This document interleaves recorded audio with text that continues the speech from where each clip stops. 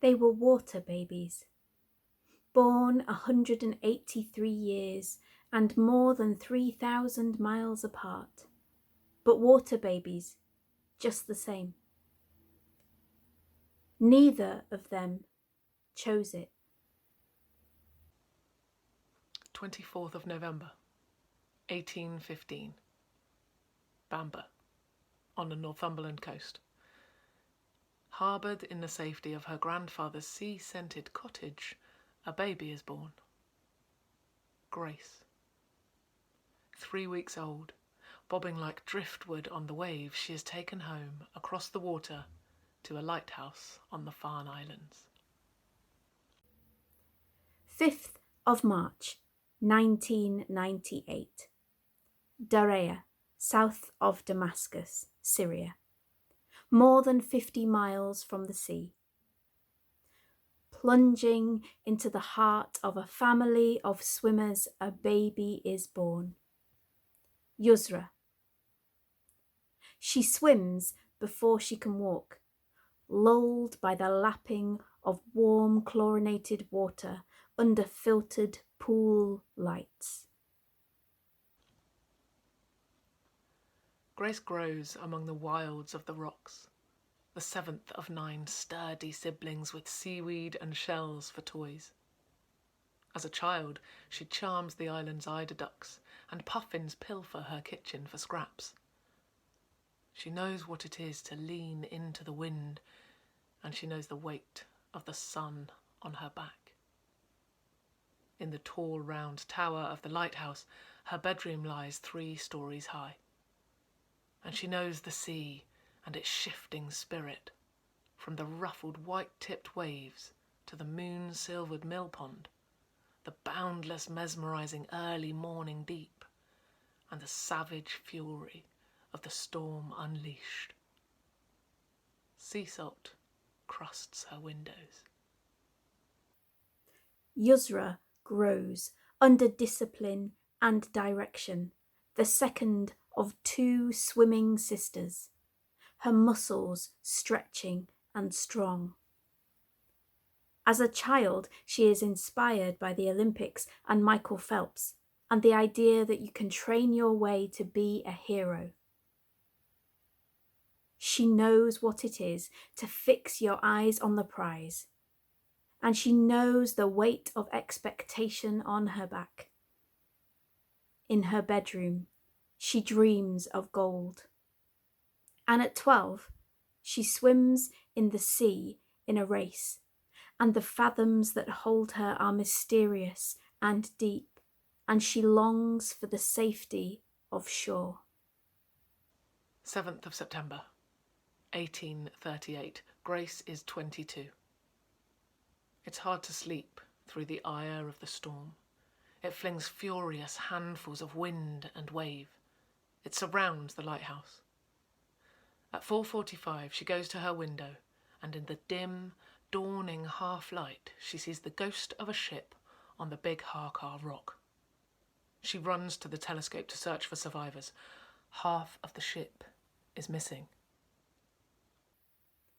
12th of August, 2015. Yusra is 17. It is hard to sleep through the barrel bombs and mortar fire. The war throws death everywhere, random and ever present. It surrounds her family as they move, seeking safety. Home no longer exists. Weeks earlier, a bomb fell on the pool where Yusra was training. Serendipity decided it would not explode. She and her sister, Sarah, say goodbye to their mother and younger sister and board a plane from Syria to Beirut via Istanbul. A part of their heart is missing. Grace and her father watch the rocks as the rising sun battles to send light through the storm. At 7 o'clock, behind the heave of the waves, they see movement. Grace watches her father as he stares out to sea. The mainland has disappeared from view. There will be no lifeboat launched. They are the only ones who can help. Yusra and Sara hear tales of robbery, beatings by border guards, and broken limbs, and they decide to go to Europe by boat. Everyone is frightened of the sea, but they are Mardinis and they can swim. Briefly, they hold more money than they have ever seen in their lives. And then they hand it over to the smugglers in return for their space on an impossibly full 4-foot inflatable rubber dinghy.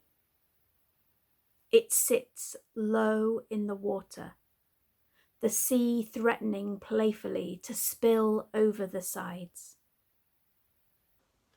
Grace and her father launch their 21-foot, 4-manned Northumbrian Coble rowing boat.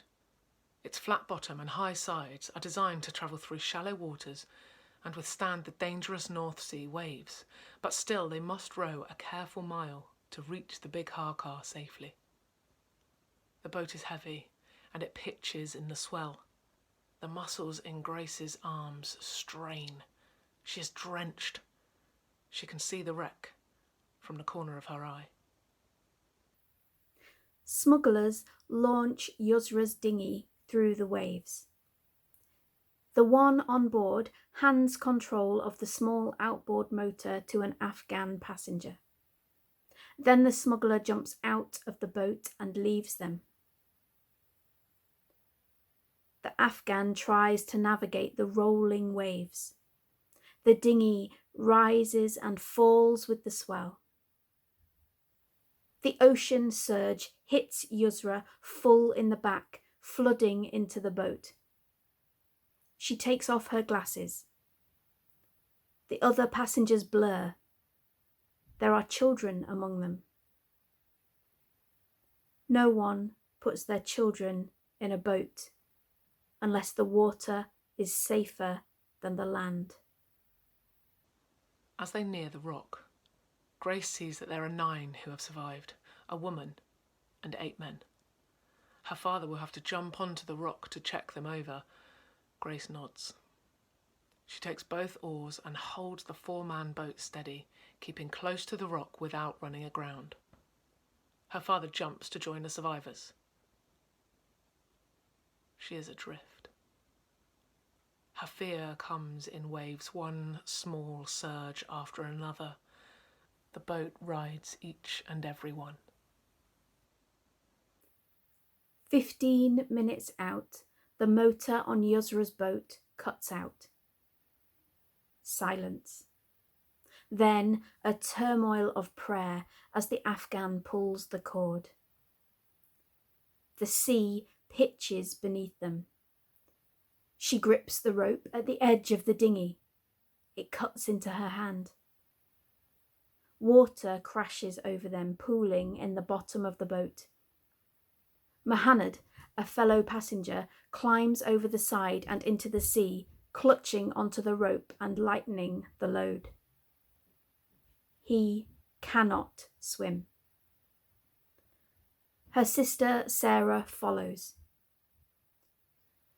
Yusra puts her glasses on another passenger's lap. She will not sit by and watch. Her sister tells her to stay in the boat as Yusra jumps into the ocean. Grace holds her nerve and the boat while the survivors board. The woman, Mrs. Dawson, lost both her children to the storm.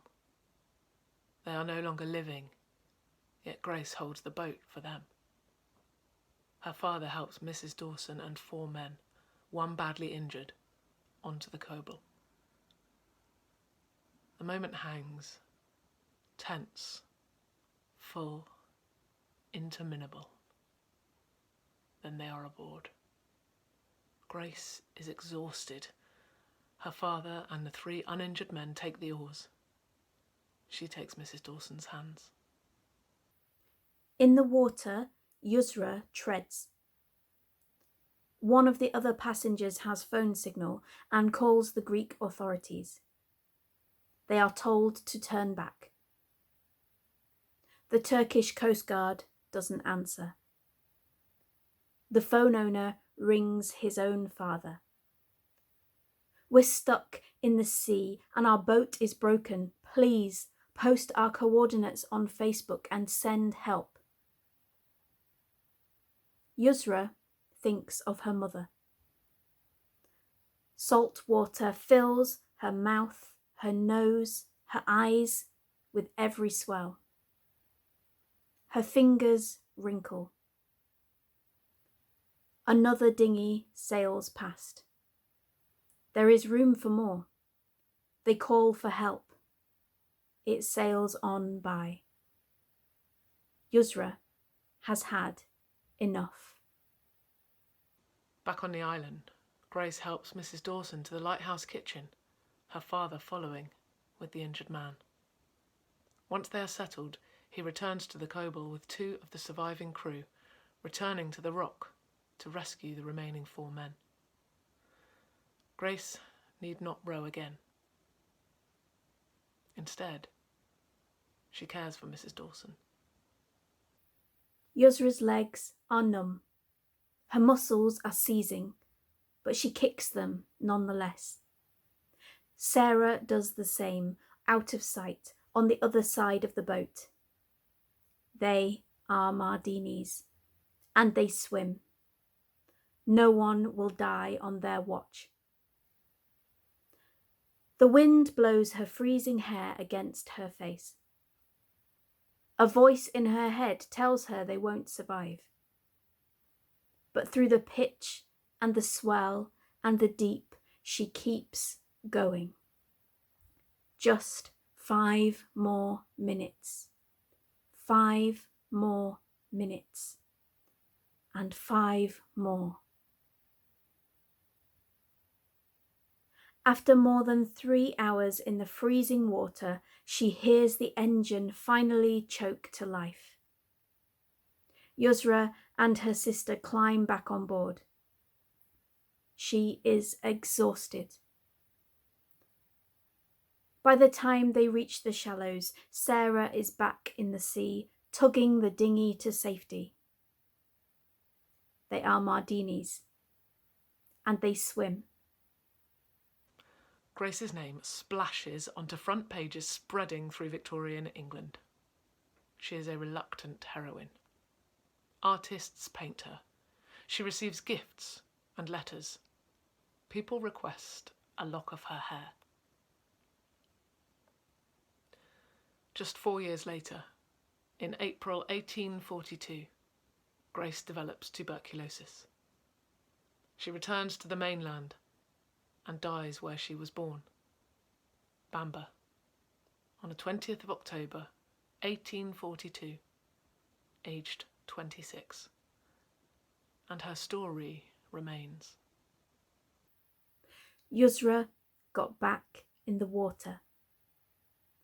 On the 6th of August 2016, on the first day of the Rio Games, she swims in the Olympic pool, part of the first ever refugee Olympic team. She wins her heat in the 100-meter butterfly. She is a goodwill ambassador for the United Nations High Commission for Refugees. And her story appears in the book of Goodnight Stories for Rebel Girls. They were water babies, born 183 years and more than 3,000 miles apart. But water babies, just the same. But what of Sarah? In 2016, a year after receiving asylum in Germany, Yusra's sister returns to the Greek island of Lesbos, where their dinghy finally came ashore. She volunteers for a non-profit organisation as a rescue swimmer, using her skills to help other migrants in distress so they would safely reach the land. No one will die on her watch. In August 2018, she is arrested along with other volunteers and charged with spying, human smuggling, and belonging to a criminal organisation because of their rescue efforts. Their rescue boats are confiscated. Sara spends 107 days in Greece's toughest jail. She is released, but her case still hasn't come to trial, nor have the charges been dropped. If she is found guilty, she faces up to 25 years in prison. Heroes or villains? Who decides? The words turn on the strength of the spin. We can choose stories of heroism and hope, a bold and dauntless act of the imagination. They were water babies, just the same. Grace, Yusra and Sara. All heroes, just the same.